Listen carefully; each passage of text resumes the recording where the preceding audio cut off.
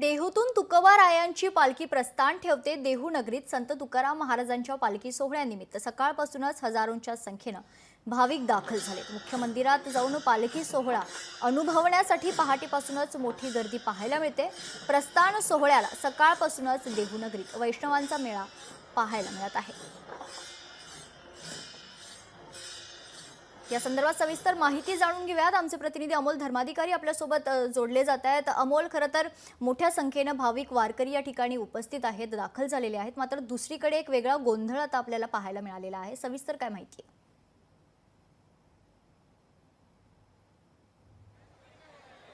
अगदी काही वेळामध्ये जगद्गुरू संत तुकाराम महाराजांच्या प्रस्थान सोहळ्याला सुरुवात होईल, पण त्याआधी काहीसा गोंधळ आहे तो देहूमध्ये या मंदिराच्या परिसरात आपल्याला पाहायला मिळते। हे दृश्य आपण पाहतोय की राज्याचे मुख्यमंत्री देवेंद्र फडणवीस हे या ठिकाणी पूजेसाठी आतमध्ये मंदिरामध्ये आलेले आहेत। या पार्श्वभूमीवर गेल्या 2 तासांपासून या संपूर्ण वारकऱ्यांना या ठिकाणी अडवून ठेवलेलं होतं आणि त्यामुळे वारकरी हे कुठेतरी आक्रमक झाले, त्यांचा संयम सुटला आणि हे सगळे वारकरी मंदिरात शिरण्याच्या प्रयत्नामध्ये होते। आता पोलिसांनी त्यांना अडवून ठेवलेलं आहे। आता ही दृश्य आपण पाहतोय की पोलीस आक्रमक झालेले आहेत आणि वारकरी आणि पोलिसांमध्ये काहीशी झटापट आहे ती सुद्धा होताना पाहायला मिळते। ही सगळी गोंधळाची परिस्थिती सध्या या ठिकाणी निर्माण झालेली आहे। पोलीस या सगळ्यांना शांत करण्याचा प्रयत्न करतोय। जिल्हाधिकारी आपल्या सोबत आहेत। सर, काय गोंधळ निर्माण झालाय?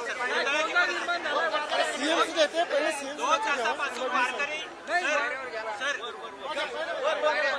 जिल्हाधिकारी जितेंद्र डुडे या ठिकाणी होते आणि इकडे आपण पाहतोय की पोलीस हे आता माध्यमांना सुद्धा बाहेर काढण्याचा प्रयत्न करत आहेत।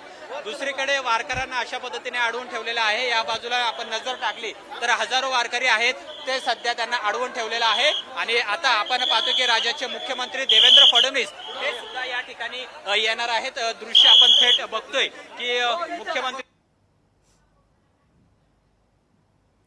तर एकच गोंधळ खरं तर आपल्याला पाहायला मिळतोय, कारण गेल्या 2.5 तासांपासून या वारकऱ्यांच्या दिंड्या रोखण्यात आलेल्या आहेत। काही वेळा आधीच मुख्यमंत्री देवेंद्र फडणवीस यांच्या हस्ते विधिवत पूजा संपन्न झाली। आता खरं तर देवेंद्र फडणवीस हे या ठिकाणाहून निघत आहेत, मात्र त्याच वेळेला फुगडी खेळतानाचे हे दृश्य आपण बघतोय। मुख्यमंत्री देवेंद्र फडणवीस हे स्वतः देखील भाविकांसोबत, वारकऱ्यांसोबत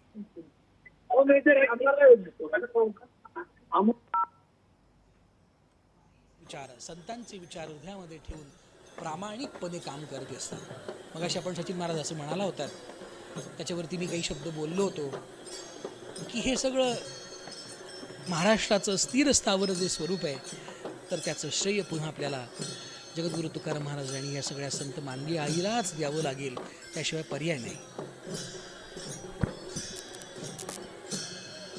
वारी आणि वारकऱ्यांची निष्ठा याच्याबद्दल खूप चर्चा चालू आहे। घर सोडलं वारकऱ्यानं आणि एकदा तुकाराम महाराजांच्या पादुका पालखीमध्ये येऊन विसावल्या की जोवर त्या पादुका पुन्हा देहूमध्ये येत नाही तोवर वारकरी मंडळी वारी सोडून जात नाही। एखादा आजारी पडला भयानक तरी सुद्धा निष्ठावंत वारकरी म्हणतो की मी वारी सोबतच राहील। आणखीन सांगू आपल्याला, तर आज जगद्गुरू संत तुकाराम महाराजांच्या पालखीचं प्रस्थान होते। सविस्तर माहिती जाणून घेऊयात। आमचे प्रतिनिधी अमोल धर्माधिकारी पुन्हा एकदा आपल्या सोबत जोडले गेले आहेत। अमोल, काय सविस्तर माहिती?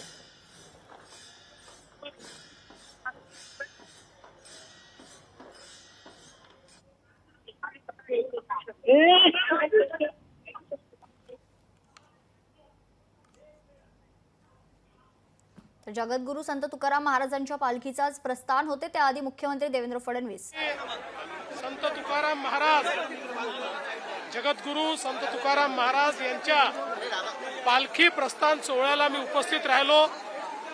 पादुकांची पूजा करून आणि दर्शन घेऊन या ठिकाणी या प्रस्थानाकरता मला स्वतःला सहभागी होता आलं। हा माझ्याकरता अत्युच्च अशा प्रकारचा क्षण आहे। मला याचा अतिशय आनंद आहे।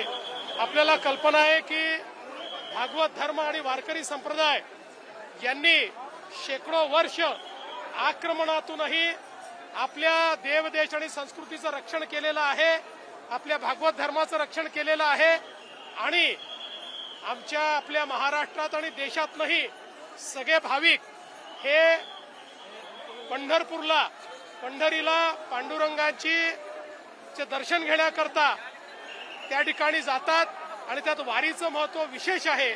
आणि आज या प्रस्थान सोहळ्याला येऊन मला अतिशय आनंद झाला. तर काहीसा गोंधळ झालेला आहे. वारकऱ्यांना 2 तास थांबावं लागलं, त्यामुळे आता वारकरी थेट मंदिरात शिरण्याचा प्रयत्न करत होते. पोलिसांनी अडवून दिले. असं आहे की पोलिसांनी या ठिकाणी जी सुव्यवस्था ठेवली पाहिजे त्या प्रकारेच ठेवलेली आहे. एका वेळी सगळ्यांना सोडलं तर या ठिकाणी स्टॅम्पीड होईल. त्यामुळे आपणही सगळ्यांनी हे समजून घेतलं पाहिजे की आपल्याला थोडे थोडे सोडावे लागतील, अन्यथा या ठिकाणी त्यांची सुरक्षा वारकऱ्यांची महत्वाची आहे. आणि सगळ्यात महत्वाचं आहे, आमचा वारकरी जो आहे तो अशा गोष्टीची पर्वा करत नाही. तासभर थांबलं, अर्धा तास थांबावं लागलं.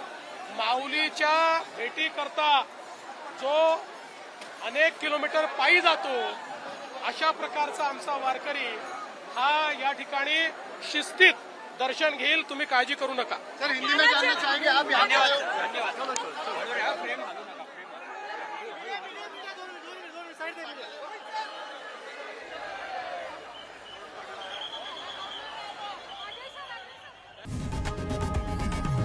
लोकशाही मराठी ऐका, पहा, जागरूक रहा.